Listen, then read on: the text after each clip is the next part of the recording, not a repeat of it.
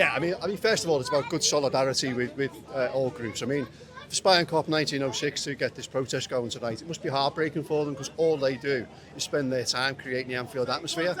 So fair play to them for doing this. This is a massive part of a long-term programme. From the supporters board perspective, we opposed increases in ticket prices last season, and we've done so again this season. And it's all part of an orchestrated campaign by the Premier League clubs, really to fleece fans, and it has to stop. We get fleeced left, right and centre. We're here on a Thursday night when games used to be played every Wednesday, used to be played every Saturday. Now we don't know when it's going to be played. It's not just a 2% increase, it's the on-top cost of going to a game. It's too expensive already. It needs to stop now. And Ian, obviously you're local MP here, so you must have an insight into maybe how kind of out of touch this is with what's happening in the local community at the moment. Yeah, well, look, we're standing in front of a food bank here. We've collected tons of food today. We're here every game, and I think, at the moment, the city's struggling. Undoubtedly, 1 in 3 at the moment are in food poverty, and the median range is lower than anywhere, most places in the country. So, at the moment, it's tough economic times, and I think that's got to be reflected in the club. I froze prices for a couple of years, but suddenly, as Joe said, not just Liverpool, the Premier League cartel have suddenly decided now to up the prices, and it is the wrong time completely. And what we're really worried about is working class supporters getting priced out the game once again, and it seems a fight which we've been having for decades now. But at this moment in time, the clubs are making record profits. There's a huge amount of money in the game, and it's not filtering down to us because the football supporters are the golden goose. They're the one that lays the eggs. We are the product. We are what they need. We are the envy of the world, this supporter base. It's got to be protected. It's got to be nurtured. And we've got to make sure the next generation come through. And we all know so many young supporters that can't get in, can't afford to go. And that's got to change.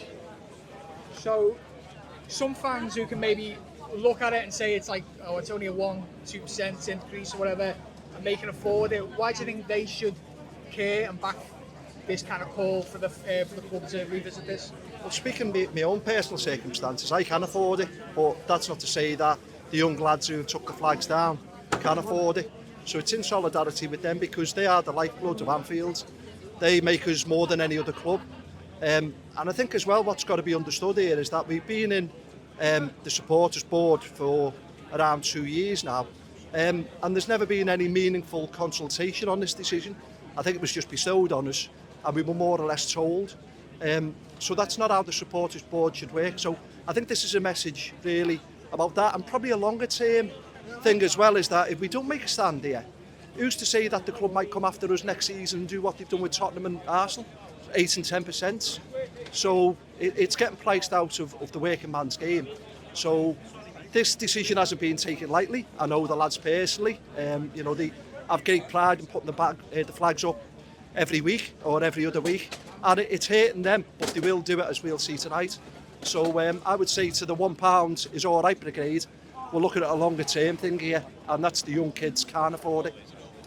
Finally, if you could sit down with Liverpool board and FSG at the moment, what would you say to them to explain your position?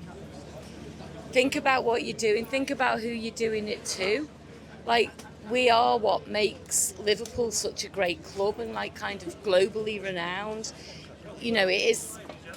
When we had COVID a couple of years ago, the whole thing was that, it's the fans that make the games, that make the Premier League what it is. And Liverpool fans are certainly what make Liverpool what it is. And there is no reason why they need to put that price up. They just don't need to. They're going to get more income next year. Fans are going to have to pay more next year because there's going to be more games. There's just no need for it. You market us. We're part of your marketing thing that, hey, come to Liverpool, it's great. So don't rip us off. I'm part of 1906. We think it's right, and we just want to make a statement. For me, it's actually good to have a group that looks like an organised fan group along with the SOS. That looks like it's going to make a statement, because you look at the ultras around Europe and you think you're a bit jealous of them. Do you know what I mean? And you think, oh yeah, go on. Well, yeah. we'll be something like that, do you know what I mean? And we are, do you know what I mean? We'll just have a go, we'll implement it, and we'll see what it is. I don't care. I don't agree with people who disagree with it on this case. I'm sorry, like, but it's just like, it's something that needs to be done. It's something that worked in the past. The 77 walkouts against Sunderland, it's something that's worked in the past, and I think it's something that it needs to be done again now. Would you encourage other people to join fan groups and get involved? Yeah, like that? yeah, definitely, because what's wrong with fan groups? Do you know what I mean? Like, do you know what I mean? What is the point of making billionaires richer? It's nothing. Do you know what I mean? Like, we spend. I've come here in the week. I've left work. I've come here in the week, and I've painted flags. I've painted banners with me mates, with lads who've been doing it far longer than me. And do you know what I mean? It needs to be done more. As Damien Cavanagh said on the Anfield, if every club had this, it'd be a fair society in football, honestly.